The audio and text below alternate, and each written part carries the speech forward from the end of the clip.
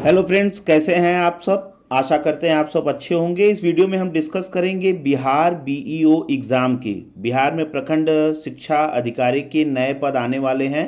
उसको लेकर बहुत सारे विज्ञापन और बहुत सारे खबरें आजकल न्यूज़ में देखने को मिल रहे हैं। स्क्रीन पे भी आपको ये देखने को मिल रहा होगा। ये देखिए, बहुत सारी खबरें आने वाली हैं। इसको डिटेल से आज चर्चा करेंगे, समझेंगे कि ये वैकेंसी कब तक आएगी, कितने पोस्ट होंगे, एग्ज़ाम कब तक होगा और एग्ज़ाम का प्रारूप क्या होगा, किस तरीके का एग्ज़ाम ये लिया जाएगा। सबसे पहले आप इस आर्टिकल को देखिए जो कि सभी जिलाधिकारियों को लिखा गया है।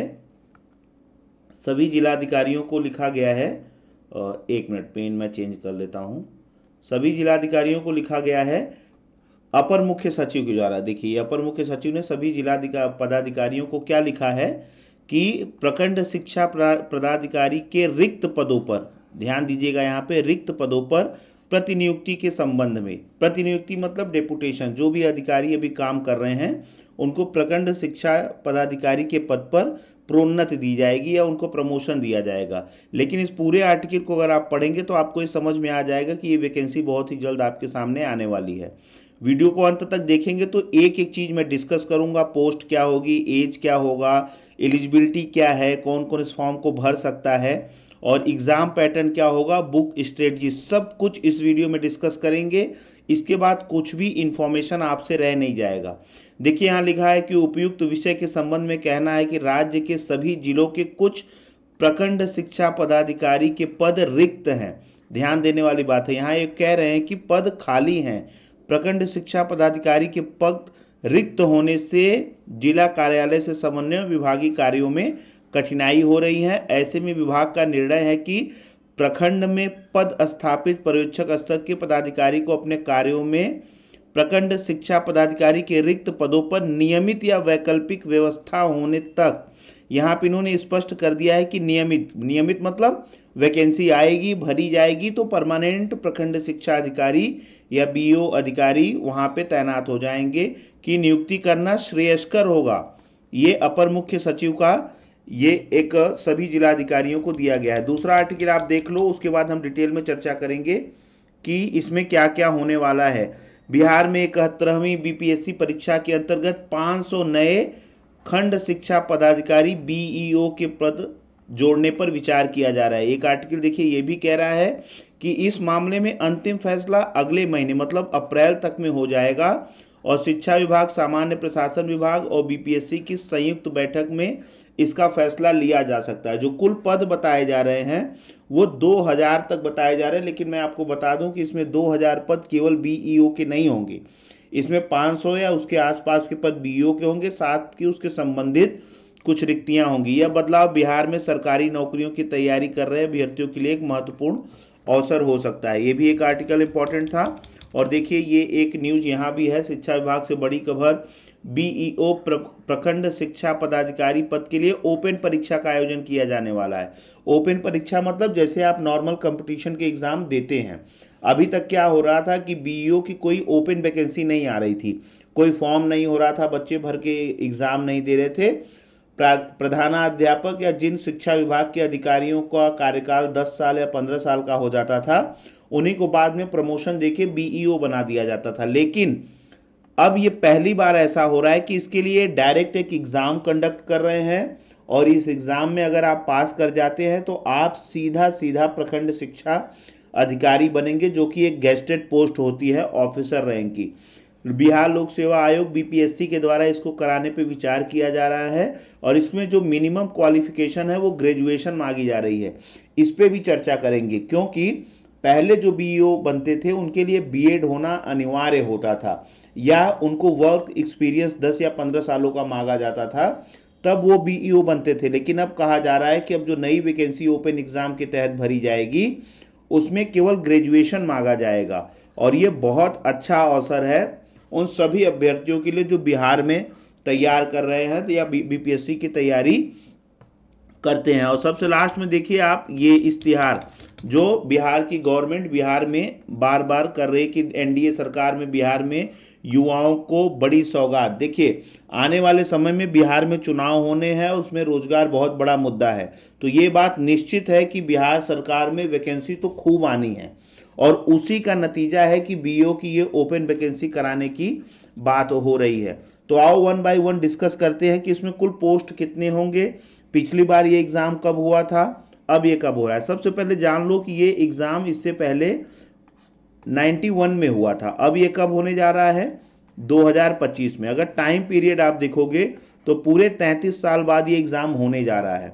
तो इसका मतलब है कि ये exam once upon a time है, इसके बाद फिर आपको एक लंबा काल मिलेगा और हो सकता है कि एग्ज़ाम दोबारा हो भी ना। तो ये एक बेस्ट अपॉर्चुनिटी है कि आप अगर बीपीएससी की तैयारी करते हैं या आपका एक अच्छा प्रिपरेशन है तो आपको अगले 2-3 महीनों में एक ऐसा एग्ज़ाम मिलेगा जिसमें आप केवल प्री और मेंस देकर अधिकारी बन सकते हैं। इसमें कुल पोस्ट कितने होंगे, तो इसमें जो पोस्टों की संख्या बताई जा रही है वो 500 से लेके 2000 के बीच बताई जा रही है। अगर बिहार में बात करेंगे तो टोटल 534 प्लस यहाँ पे ब्लॉक है, और ब्लॉक ऑफिसर जो होता है, ब्लॉक प्रखंड शिक्षा अधिकारी, वो ब्लॉक में जितने भी स्कूल होते हैं ना, उनके रख रखाव, उनके इंस्पेक्शन, उनके पर्यवेक्षण, उसमें पढ़ाई कैसी हो रही है, टीचर आ रहे हैं कि नहीं आ रहे हैं, मिड डे मील हो रहा है कि नहीं हो रहा है, इन सब से संबंधित कार्यों का जो निरीक्षण या जो श्रेष्ठ अधिकारी होता है ब्लॉक के स्तर पर, वो ब्लॉक एजुकेशन ऑफिसर होता है। तो आप ये समझ लो कि इसमें 500 पद तो आपको देखने को मिलेंगे ही, इससे बढ़ भी सकते हैं। इसके पीछे का रीज़न ये है कि जब 91 में ये हुआ था तो इसमें बहुत सारे पद रिक्त हो चुके हैं, क्योंकि जो प्रमोशन देके बीईओ बनाए गए थे अधिकारी, अब उसमें से ज़्यादातर रिटायर हो गए हैं और ज़्यादातर पद रिक्त हो गए। तो आप ये समझ लो कि आपको 500 वैकेंसी तो देखने को मिलेगी ही मिलेगी, इसमें कोई दो राय नहीं है। ठीक है, तो ये हो गया कि इसमें पोस्ट कितने होंगे, तो आप ये समझ लो कि इसमें 500 से लेके 2000 पोस्ट आपको देखने को मिलेंगे।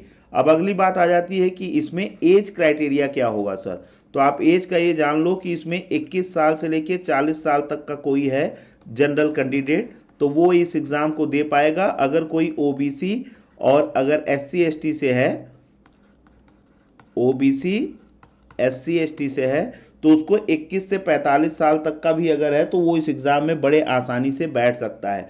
तो बहुत टाइम है, ऐसा नहीं है कि एज आपको इस एग्ज़ाम देने में कहीं भी बाधा आएगी।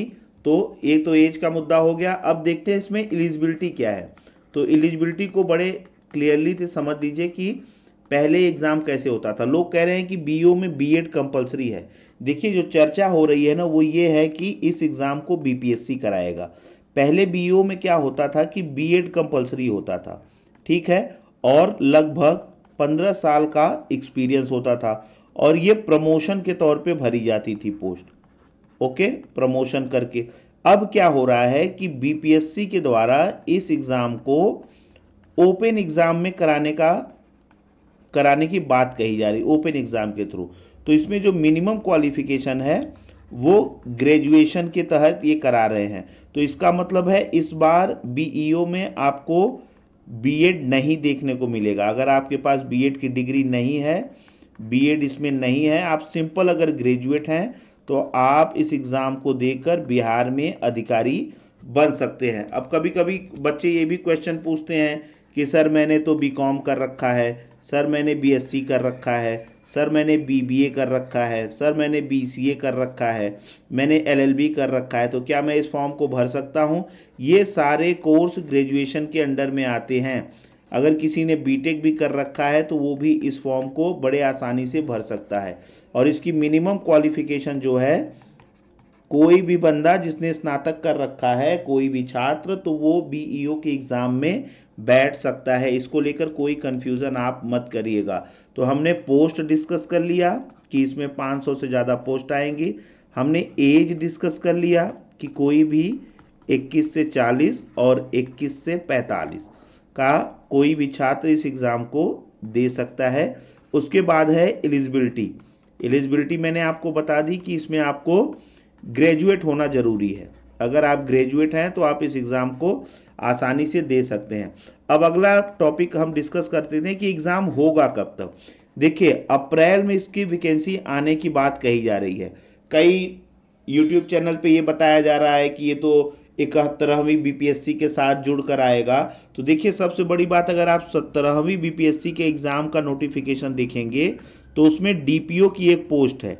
डीपीओ बीईओ से बड़ा अधिकारी होता है। जब आप बीईओ बनेंगे और आपका प्रमोशन होगा तो आप डीपीओ बनेंगे। इसी को कुछ लोग डीईओ भी बोलते हैं, डिस्ट्रिक्ट एजुकेशन ऑफिसर। ठीक है, तो डीपीओ की पोस्ट थी और डीपीओ की ये पोस्ट पीसीएस एग्जाम के थ्रू भरी गई थी। ठीक है, तो अब लोग कह रहे हैं कि इसी को कि एक 71वीं बीपीएससी में जुड़ कर आएगा, लेकिन ऐसा नहीं है। बीपीएससी इसके लिए एक सेपरेट एग्जाम करा सकती है, बिल्कुल ओपन एग्जाम, केवल बीईओ के लिए। इसलिए इस गफलत में मत रहिएगा कि ये तो पीसीएस 71वीं में होगा, अगले साल वैकेंसी आएगी। चुनावी साल है, आपको ये वैकेंसी बीपीएससी के थ्रू सेपरेट देखने को मिल सकती है।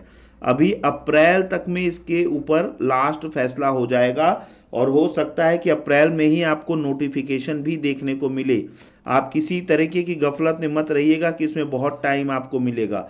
और अगर ये वैकेंसी अप्रैल में आ जाती है तो आप ये समझ लो ज़्यादा से ज़्यादा अगस्त, और उससे ज़्यादा लेट होगा तो सितंबर में एग्ज़ाम आपको देखने को मिल जाएगा, क्योंकि चुनाव को देखने के कारण ये सरकार ये डिसीजन ले सकती है। तो ये अगर आपका क्वेश्चन है कि सर ये एग्ज़ाम कब होगा, तो ये एग्ज़ाम आपको सितंबर, लास्ट टू लास्ट सितंबर तक देखने को आपको मिल जाएगा। अब एग्ज़ाम का पैटर्न क्या होगा इसको भी डिस्कस कर लेते हैं। बहुत सारी अफवाहें इसको भी लेकर है। कुछ लोग कह रहे हैं कि बीपीएससी अगर इस एग्ज़ाम को लेगी तो इसमें प्री होगा, इसमें मेंस होगा और इसमें इंटरव्यू भी होगा।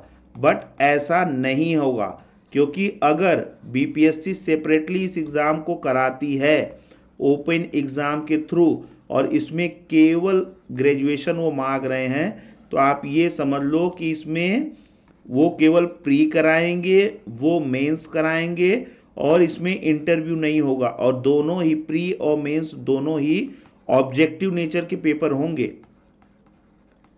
ऑब्जेक्टिव नेचर के पेपर होंगे। क्योंकि ये बात मैं आपको इसलिए कह रहा हूं क्योंकि 17वीं बीपीएससी में डीपीओ का जो पोस्ट है वो पीसीएस के थ्रू भरा जा रहा है। तो इसका मतलब ये नहीं है कि बीईओ भी पीसीएस के थ्रू भरा जाएगा, वो उससे नीचे की पोस्ट है। तो उसमें आपको ऑब्जेक्टिव एग्जाम, प्री और मेंस देखने को मिल सकते हैं। इसमें आपका इंटरव्यू नहीं होगा और मोस्ट चांसेस है कि इंटरव्यू इसमें नहीं ही होगा। तो जो एग्ज़ाम का वो पैटर्न है वो सीधा ये है कि आपके प्री होंगे, आपका मेंस होगा और ये दोनों ही ऑब्जेक्टिव नेचर के पेपर होंगे दोनों। इसमें इंटरव्यू आपको देखने को नहीं मिलेगा। आप ये समझ के रखिए, इसमें किसी भी तरीके की गफलत में मत रहिए। एग्ज़ाम आपका सितंबर अक्टूबर तक हो जाएगा, क्योंकि अक्टूबर नवंबर में बिहार में चुनाव है, उसको लेकर सरकार के ऊपर दबाव है। एग्ज़ाम का पैटर्न प्री और मेंस में होगा, दोनों ऑब्जेक्टिव होंगे, इसमें इंटरव्यू होगा नहीं। सिंपल ग्रेजुएट लेवल पे ये एग्ज़ाम होने जा रहा है। अब कुछ ये भी पूछते हैं कि सर इसका सिलेबस क्या होगा। तो सिलेबस भाई देखो, एक तो लैंग्वेज का पेपर होगा, एक आपको लैंग्वेज का पेपर देखने को मिलेगा इसमें, जो हिंदी का पेपर हो सकता है, जीएस होगा, इसमें करंट अफेयर होगा। करंट अफेयर में आपको जनरल करंट अफेयर के साथ बिहार का भी करंट अफेयर करना पड़ेगा और इसमें मैथ भी होगा और रीजनिंग का भी पेपर आएगा। ये 5 सेक्शन होंगे, Hindi as a language, current affair, GS कह लो आप, जीएस, करंट अफेयर जिसमें बिहार भी होगा, और मैथ और रीजनिंग, आप ये समझ लो ये 5 चीज़ आपके पूछे जाएंगे। तैयारी के हिसाब से बेस्ट मैं आपको बता दूं, हिंदी के जो है आप अगर प्रीवियस 10 साल के पीवाईक्यू लगाते हैं, प्रीवियस ईयर क्वेश्चन, तो आपको सारे के सारे क्वेश्चन देखने को मिल जाएंगे जो इस एग्ज़ाम में पूछे जाएंगे। क्योंकि हिंदी लैंग्वेज का पेपर होगा जो कि क्वालिफाइंग होगा, उसमें आपको केवल अगर आपने पिछले 10 साल का क्वेश्चन पेपर लगा लिया तो सारे क्वेश्चन आपको देखने को मिल जाएंगे। करंट अफेयर की अगर बात हम करें, करंट अफेयर जिसमें बिहार का भी करंट अफेयर पूछा जाएगा, तो आपको एटलीस्ट 9 मंथ का करंट अफेयर तैयार करना पड़ेगा। बहुत सारी मैगजीन दुकानों पे मिलती है, आप उसमें करंट अफेयर और बिहार का करंट अफेयर 9 महीने का आप तैयार कर लोगे, आपका पेपर ये हो जाएगा। मैथ और रीजनिंग की अगर बात करें तो मैथ और रीजनिंग में भी अगर आप पीवाईक्यू लगाते हैं पिछले 10 सालों के, तो आप समझिए कि आप इस एग्ज़ाम को बहुत अच्छे तरीके से टैकल कर लोगे। अगर आप पिछले 10 साल के PYQ के क्वेश्चन अगर आप लगाओगे तो सारे क्वेश्चन आपको मैथ और रीजनिंग के मिल जाएंगे। ये बात मैं इसलिए कह रहा हूँ कि देखिए मैथ और रीजनिंग के क्वेश्चन जो होते हैं ना वो रिपीट होते हैं, बस उनकी वैल्यू बदल दी जाती है। तो अगर आप जितना ज़्यादा से ज़्यादा PYQ लगाएंगे प्रीवियस ईयर क्वेश्चन पेपर और 10 साल का आप पेपर देख लोगे तो आपको ये पता चल जाएगा कि BPSC में जो मैथ और रीजनिंग पूछी जा रही है, क्योंकि आयोग के जो क्वेश्चन का स्टैंडर्ड होता है वो हर एग्ज़ाम में एक सा ही होता है, बस उस क्वेश्चन की वैल्यू बदल दी जाती है। तो अगर आप पिछले 10 सालों में BPSC के मैथ और रीजनिंग के जो क्वेश्चन आए हैं उनको आप देखोगे तो आपको बहुत आसानी से पता चल जाएगा कि इसमें किस तरीके के क्वेश्चन होंगे। तो बेस्ट स्ट्रेटजी यही है कि मैथ और रीजनिंग के लिए आप केवल और केवल पिछले 10 सालों का प्रीवियस ईयर क्वेश्चन पेपर लेके डिस्कस करो। बहुत सारी बुक आती है जिसमें किरण पब्लिकेशन है या पैरामाउंट पब्लिकेशन है या और भी बहुत सारे पब्लिकेशन प्रीवियस ईयर के क्वेश्चन पेपर निकालते हैं PYQ। आप उसमें से किसी एक को परचेज कर लो और इसको बड़ी आसानी से आप सॉल्व करना शुरू करो। मैंने आपको करंट अफेयर बता दिया कि आप एटलीस्ट 9 महीने का करंट अफेयर, बिहार का भी करंट अफेयर इसमें इंक्लूड है, ये इस एग्ज़ाम के लिए तैयार कर लो। हिंदी इसमें क्वालिफाइंग नेचर का होगा तो आप प्रीवियस ईयर क्वेश्चन पेपर या किसी भी अच्छे पब्लिकेशन की बुक लेके हिंदी पढ़िए। साथ में मैथ और रीजनिंग के लिए भी आपको सबसे बेस्ट यही है कि आप प्रीवियस ईयर क्वेश्चन पेपर लगाइए, क्योंकि ये ऑब्जेक्टिव टाइप का एग्ज़ाम है तो आपको प्रीवियस ईयर क्वेश्चन पेपर ज़रूरी है। बाद में बच गया GS। अब GS में देखिए आपको सारे आते हैं, हिस्ट्री आएगी, आपको ज्योग्राफी आएगा, पॉलिटी आएगी, ठीक है, साइंस आएगा, इकोनॉमिक्स आएगी, ठीक है। तो GS का तो नॉर्मल, जैसे GS के लिए आप जो भी पढ़ते हो, लूसेंट पढ़ते हो, घटना चक्र पढ़ते हो या बिहार में जो भी और भी पब्लिकेशंस की बुक आप पढ़ते हो वो पढ़ो। लेकिन आप ये समझो कि आपको करंट अफेयर, हिंदी, मैथ और रीजनिंग, अगर ये आपने Hindi, math, reasoning previous year question paper और करंट अफेयर 9 महीने का तैयार करके GS किया तो केवल इस एग्ज़ाम में प्री और मेंस के दम पे आप बिहार में BEO बन जाएंगे। इसमें कोई दो राय नहीं है, चाहे जितनी यूट्यूब पे चर्चाएं हो जाए, ये एग्ज़ाम आपको कभी भी देखने को मिल सकता है। लोग कह रहे हैं नोटिफिकेशन आएगा, पद सृजित होंगे, गैजेट होंगे, उसके बाद निकलेगा। गवर्नमेंट के लिए ये सब करना बहुत बड़ी बात नहीं है। अगर गवर्नमेंट ने एग्ज़ाम कराना चाहा तो ये चुनाव से पहले एग्ज़ाम करा देंगे। आप इस किसी भी गफलत में मत रहिए कि अभी इसमें 6 महीने 9 महीने का टाइम है। मैक्सिमम आपके पास 4 महीने का टाइम है। आप अपनी प्रिपरेशन को स्टार्ट कर दो, क्योंकि देखो BEO जो है वो एक गेस्टेड पोस्ट है, इतनी आसानी से अधिकारी का पोस्ट है, कोई छोटा पोस्ट नहीं है। तो किसी प्रीलिम्स और मेंस ऑब्जेक्टिव टाइप की एग्ज़ाम देकर अगर आप बिहार में अधिकारी बन जाते हैं तो ये बहुत बड़ी बात है। तो ये एक वंस अपॉन अ टाइम मौका है।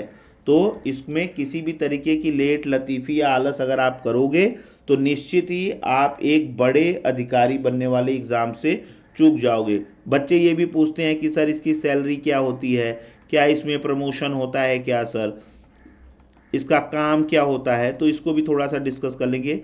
देखिए ये 7th पे ग्रेड की जॉब है, ठीक है। जो सैलरी आपके हाथ में आएगी वो 75 से लेके 80,000 के आसपास आएगी। इसमें प्रमोशन डेफिनेटली होता है।